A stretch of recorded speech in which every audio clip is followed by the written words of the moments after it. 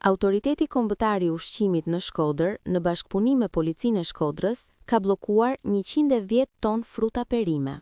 Trupa e Autoritetit Kombëtar të Ushqimit ka kryer një inspektim jashtëplanit në subjektin Elidon Bala me aktivitet trajtim ambalazhim fruta perime.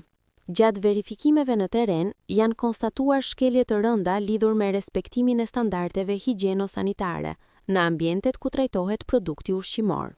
Për këtë arsye, Autoriteti Kombëtar i Ushqimit ka marrë masa administrative.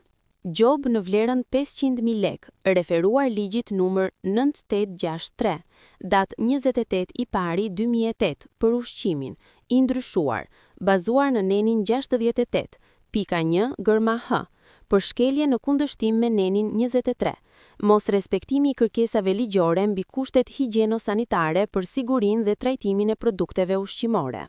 Ndërprerje e menjëhershme e aktivitetit prodhues, referuar ligjit numër 99/2024 për inspektimin në Republikën e Shqipërisë, neni 46.1, si mas urgjente administrative në rastet kur konstatohet rrezik serioz për interesin publik dhe sigurinë ushqimore.